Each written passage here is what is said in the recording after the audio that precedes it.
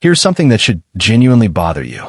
The powder I'm about to tell you about has been killing insects for longer than human civilization has existed. It works on ants, fleas, bed bugs, cockroaches, mites, ticks, beetles, slugs, earwigs, and over 100 other pest species. It leaves zero chemical residue. Insects can never develop resistance to it. Never, because of the very specific way it kills them. It's EPA registered. It's used in organic farming. You can literally eat it. It costs $4 a bag. And yet the pest control industry in the United States pulls in $16 billion every single year, while most homeowners have never once heard its name. That's not an accident. Stay with me. So what is this powder, and why does it work on pests that chemical pesticides are increasingly failing to stop? The story begins roughly 30 million years ago at the bottom of ancient lakes and oceans. There's a type of single-celled algae called diatoms, microscopic organisms with shells built from silica, which is essentially natural glass. For hundreds of millions of years, diatoms lived, died, and sank. Their glass shells piled up in layers thousands of feet deep. Those layers compressed over time into soft sedimentary rock. We mine that rock, grind it into a fine white powder, and that powder is diatomaceous earth. Here's where it gets fascinating. To your eyes and your fingers, it's a soft, chalky white powder, completely harmless. But zoom into insect scale, and the picture changes completely. At the microscopic level, every single particle of diatomaceous earth is a jagged, razor-sharp fragment of fossilized glass shell. To an insect, this isn't powder. It's a field of thousands of microscopic glass blades, each one capable of slicing right through the waxy protective coating of an exoskeleton. And here's the critical part. Insects depend on that waxy layer to hold moisture inside their bodies. Without it, they lose water through their cuticle faster than they can survive. They don't get poisoned. They don't get paralyzed. They dehydrate. Diatomaceous earth causes insects to dry out and die by absorbing the oils and fats from the cuticle of the exoskeleton. Its sharp edges are abrasive, accelerating the whole process. And because the mechanism is entirely physical, mechanical damage at the microscopic level, there is no biological pathway for resistance to develop. Chemical insecticides target specific biological processes. Insects evolve around those processes over generations. Diatomaceous earth tears through the physical structure of their outer layer. You cannot evolve around a razor blade. The physics don't negotiate. How fast does it actually work, and on what? Soft-bodied insects like aphids and caterpillars can die within 12 to 24 hours. Fleas and bed bugs typically go down within 24 to 72 hours. Roaches and beetles, due to their larger size and harder exoskeletons, may take 3 to 7 days. Not instant, but permanent. A treated surface stays lethal to any insect that crosses it for as long as the powder stays dry. Weeks, months, inside a wall void or under a floor where moisture never reaches, potentially years. You apply it once, and it keeps working without degrading, without evaporating, without a reapplication schedule designed to keep you buying. The list of what it handles reads like a roster of everything people call exterminators for.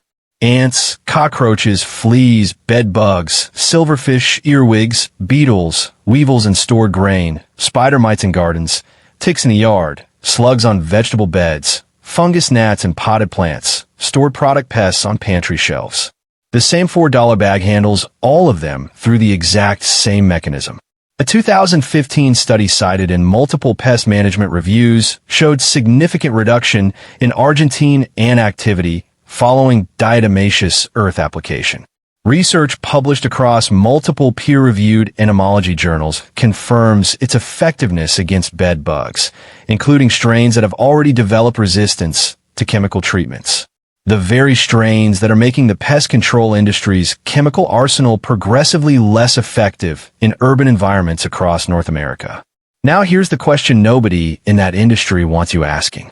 If this exists, if it's EPA registered, if organic farmers apply it directly to food crops, if it has over a century of documentation behind it, Why does a standard pest control contract cost between $400 and $1,200 per household per year?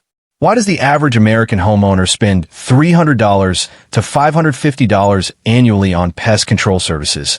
According to Home Advisor market data, why doesn't a $16 billion pest control industry just hand you a bag of this powder and walk away? You already know the answer. A $4 bag that permanently solves the problem a customer is currently paying $400 a year to manage is not a business model. It's a business ending. The chemical treadmill is the product. You get treated, pests come back, or new ones show up. You get treated again. The subscription model for pest control runs entirely on impermanent solutions. Diatomaceous earth, properly applied, is not impermanent. It sits there. It waits. It works every single time something with an exoskeleton crosses it. Here's exactly how to use it, and the mistakes that make it fail. First, food grade only. This is critical. There are industrial-grade, diatomaceous earth products that have been heat-treated and chemically modified for filtration use. Pool filters use a form of DE. That version has been structurally altered and contains harmful additives. Food-grade diatomaceous earth is what you want for pest control.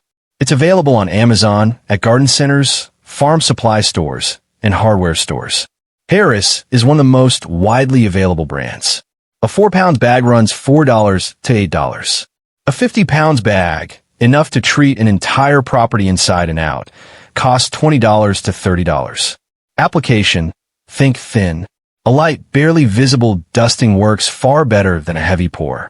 Insects will actually avoid walking through obvious piles. The goal is a fine layer across the surfaces where insects travel. Baseboards, under appliances, inside cabinet hinges, around door frames, in wall voids if you have access, along fence lines, around garden bed perimeters, under raised garden beds, around the base of a chicken coop, a rabbit hutch, a dog kennel.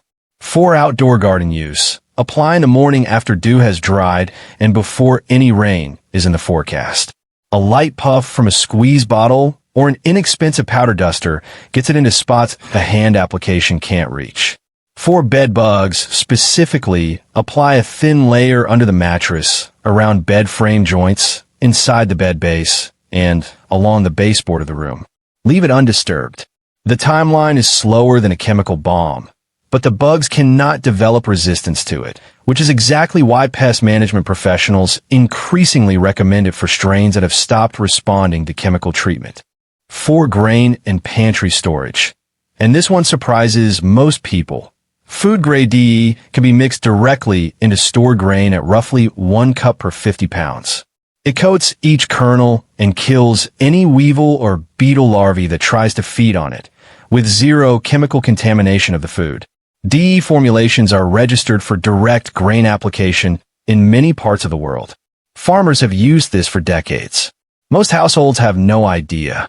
One honest limitation that needs to be said: moisture dramatically reduces its effectiveness. In dry indoor environments, DE can work for months. Outdoor applications may need reapplication after rain or heavy dew. Wet DE is essentially inert.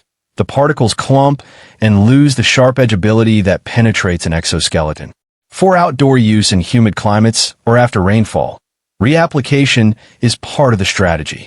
For indoor use in dry conditions, inside walls, under floors, along dry baseboards, it keeps working indefinitely without any further attention. Also worth stating clearly, DE does not kill insect eggs.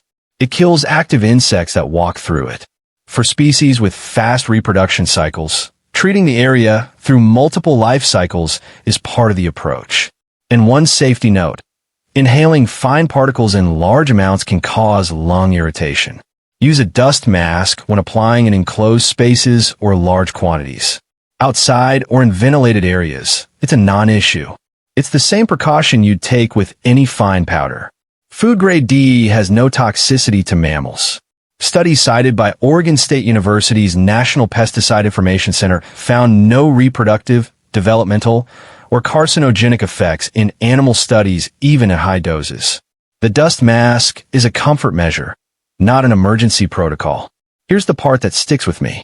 30 million years of diatoms sinking to the bottom of prehistoric lakes.